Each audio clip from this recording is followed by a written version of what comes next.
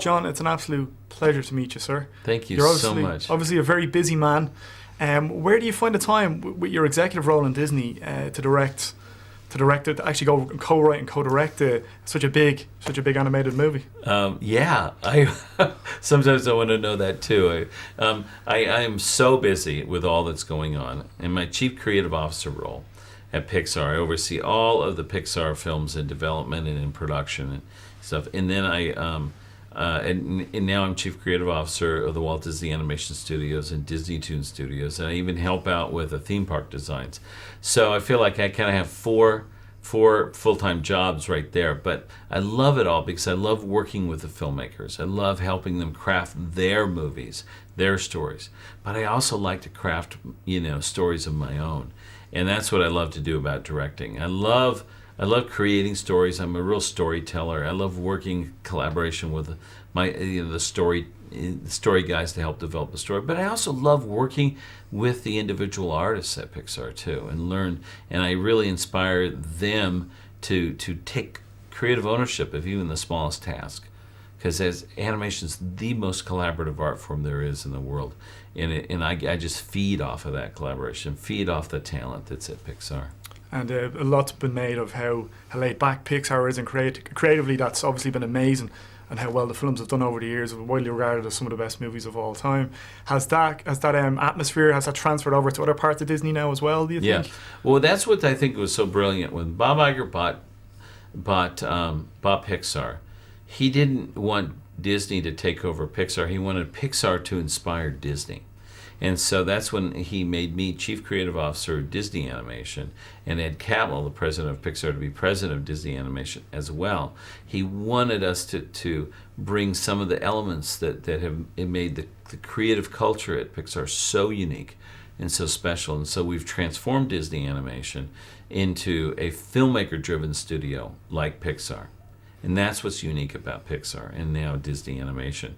And I think in the most recent film from Disney, Rapunzel or Tangled, Pixar's fingerprints all over. It is, it shows you how that way of working just works. It elevates the films, and at these places at Pixar and Disney, it's all about the quality, the great storytelling, the great characters, and just a beautiful film. You just want to get swept away in it. And I'm very proud of the studios and the artists and the directors. Well, I got to go to a Disney Day in London, I think it was last year, when you were announcing all these projects that were coming up, and you got very excited about Winnie the Pooh too. How special is it for you to be able to go back to classics like that? And I know it's just come out in the States as well, and to be able to show these to a new audience. Film. Well, these characters that Walt Disney and his great animators developed, like Winnie the Pooh, Eeyore, Tigger, or so on, they are so good. And oftentimes, over time with consumer products and all that stuff, they sort of get relegated to like little kid status. But when you go back to the original and you look at what they did, they never made these films for just little kids. They were for everybody. And as an adult, you're laughing hysterically. And I said, that's what inspired us with the new Winnie the Pooh. To elevate this film, to say these characters are not just for little kids, they're for everybody. And so we made a new movie really inspired by that original film that Walt Disney and his artist made. And Cars 2 has probably got, I think, some of the biggest sequences out of any Pixar movie, certainly of any animated movie I've seen in a long, long time. How difficult was the intricacies and pulling them all together to make this, for these race sequences, and obviously got the espionage angle as well? And It's Cars 2 is by far, probably times 10, the biggest movie Pixar's made. It's huge because it's a spy thriller that takes the characters around the world. When they get to the world, they don't just go to one little place in Tokyo or London, or wherever. They go all over the city, and we had to build these cities. And it took a whole bunch of new technology at Pixar to be able to do this level of complexity. And it really elevated the technology at the studio. Because all the technical developments at Pixar are driven by the needs of the story. And this story needed stuff that we did not know how to do. And when you watch this film, remember, we get nothing for free. We can't go on location and just shoot London or the Italian Riviera or Tokyo. We have to build it ourselves. So everything you see in the film is created by a Pixar artist. And looking at guys like Andrew Stanton and Brad Bird, who've of course come from Pixar as well and make cracking films for Pixar too.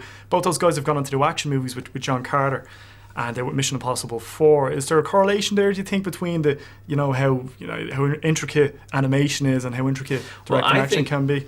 I think animation is a fantastic place to really learn filmmaking because you have to think everything out in advance. The animation forces you to do that, right?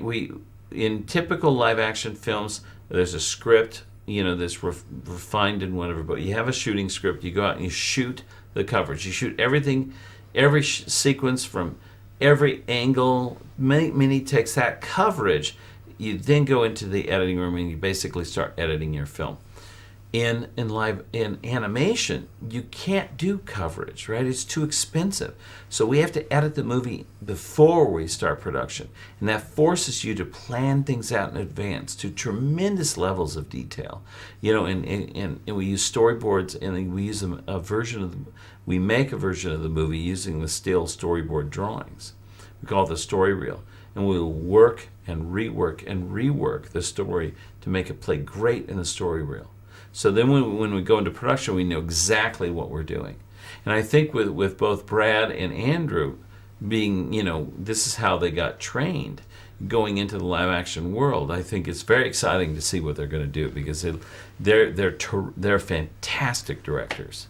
One final question before I let you go. The Irish short animated movies seem to be doing really well, Brown Bag Films and stuff. I don't know, are you aware of any of these movies? A couple of them have been nominated for Oscars, and the guys are doing really well. Yes, there is such a great, there's so much great animation happening.